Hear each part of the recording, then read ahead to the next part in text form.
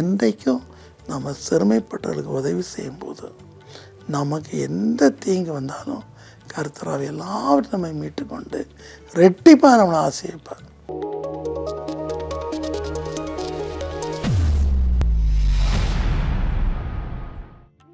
கர்த்தருக்கு ஸ்தோத்திரம். அருமையான தெய்வ பிள்ளைகளே, தீங்கை பற்றி நம்ம பார்த்தோம். இன்றைக்கு அதை தான் நம்ம பார்க்குறோம்.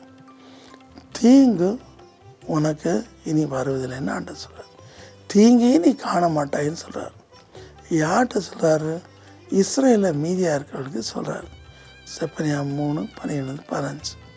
இஸ்ரவேல் மீதியாக இருப்பவர்கள் அகங்காரமாக இருப்பதில்லை, பொய் சொல்லுவதில்லை, அநியாயம் செய்வதில்லை, வஞ்சனையை காண்பிப்பதும் இல்லை. அவள் கர்த்தருக்கு பயந்திருப்பாள். ஸோ கண்டிஷன் போடுறான். கர்த்தரால் தப்பு வைக்கப்பட்டவர்கள், ரட்சிக்கப்பட்டவர்கள் இப்படிப்பட்ட குணங்களை உடையவர்களாக இருப்பார் என்றால் அவர்கள் ஒருபோதும் தீங்கை காண மாட்டார்கள். ஒரு ஊரில் பழைய காலத்தில் நாட்டாண்மைன்னு சொல்லுவாங்க இல்லையா? அது மாதிரி ஒரு ஊரில் ஒரு பெரிய குடும்பங்கள்லாம் வசித்து வந்தது. கிட்டத்தட்ட அந்த ஊர் ரொம்ப பெரிய ஊர். அந்த பெரிய ஊரில் 3 பெரியவங்க இருந்தாங்க. அவங்க சொல்கிறதா நிறைவேறும். அதில் ஒருத்தர் கர்த்தருக்கு ரொம்ப பயந்தவர். லஞ்சம்லாம் வாங்க மாட்டார், பொய் சொல்ல மாட்டார், தப்புனா தப்புன்னு சொல்லுவார், அதை சமாதானத்தோடு தீர்த்து வைப்பார். மற்ற 2 பேர் லஞ்சம் வாங்குவாங்க, பெருமையாக இருப்பாங்க, அடிக்கடிக்கு போவாங்க. ஆனால் ஜனங்கள் இந்த நல்ல மனுஷனை பார்த்து அவர்கிட்ட தான் வருவாங்க. இதனால் இந்த 2 பேருக்கு பயங்கர கடுப்பு. இந்த மனுஷனை எப்படியாவது காலி பண்ணணும்னு சொல்லி ஒரு நைட்டு அவங்க கிட்டத்தட்ட 100 பேருக்கு பணம் கொடுத்து கடப்பாரை, அரிவாள், உருட்டுக்கட்டை எல்லாத்தையும் எடுத்துகிட்டு வர்றாங்க. அவர் வீட்டை நோக்கி வர்றாங்க. இவங்க 2 பேர் பின்னாடி இருந்துட்டாங்க. வீட்டை நோக்கி அருகில் வர்றாங்க. இந்த மனுஷன் நல்லா பைபிள் படிச்சுட்டு பைபிளை தலைமாட்டில் வச்சுட்டு தூங்கிட்டார். திடீர்னு கதவை தட்டுற சத்தம் கேட்டுச்சு. சார், இவர் நினச்சார் ஒரு வேளை தனக்கு தெரிந்த ஒரு வெளியூர்ந்து வருவான்னு சொல்லிட்டு. ஆனால் பார்த்தீங்கன்னா அவருக்கு தெரிஞ்சு போச்சு ஏதோ ஒரு ஆபத்து வரும்னு சொல்லி டக்குன்னு முழந்தால் போட்டு, தெய்வனே அக்கறையாக இறங்கும் அப்படின்னு கேட்டார். அவ்வளோதான். அவர்களால் அந்த வீட்டை தொட முடியல. அந்த வீட்டை சுற்றி பிரகாசமான உருவன பட்டயத்தோடு தூதர்கள் நின்றிருந்தார்கள். தப்பிச்சா போகணும்னு சொல்லி ஓடியே போகிறாங்க. அதுக்கு மட்டும் இல்லை, அந்த 2 பேரும் அன்னைக்கு ராத்திரி இறந்துட்டாங்க. கர்த்தருடைய பிள்ளைகளை கர்த்தர் எல்லாத்தையும் விலகி காக்கிறார். யோபு 2:10 சொன்னால், தேவன் கையில் நன்மை பெற்ற நாம் தீமையும் பெற வேண்டாமா? அதே போல் யோபு 30:26 நன்மைக்கு காத்திருந்த எனக்கு தீங்கு நடந்துன்னு சொன்னான். ஆனால் உண்மையில் அவனுக்கு தீங்கு கர்த்தரால் வரல, சாத்தான. ஏதாவது பொறாமையினால். பொறாமையினுடைய 10 பிள்ளைகளை அழிச்சு போடுறான். பொறாமையினுடைய சொத்தெல்லாம் ஒன்றும் மாற்றுறான். பொறாமையான மனைவி வேறுபட்டவளாக மாற்றுறான், வெறுப்பேற்றுறான். பொறாமைய சரீரம் முழுதும் நாற்றம் எடுத்த அழுக்கான புழுபிடித்த புழுக்களை அரிப்பினால் அவனை வாதிக்கிறான். அவன் அப்படி எவ்வளோ வேதனைப்படுறான். ஆனால் வேறு என்ன சொல்லுது?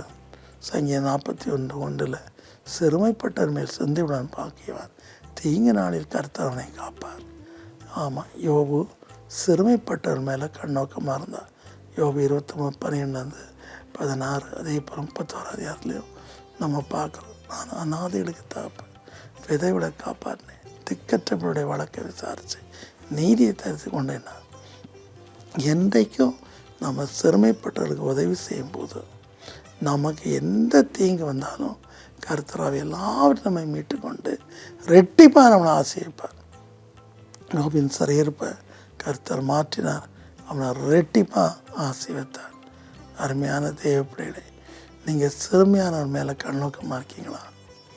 சமீபத்தில் ஒரு ஸ்தாபனத்துக்கு நான் கொஞ்சம் காணிக்க பணம் அனுப்புகிறேன்.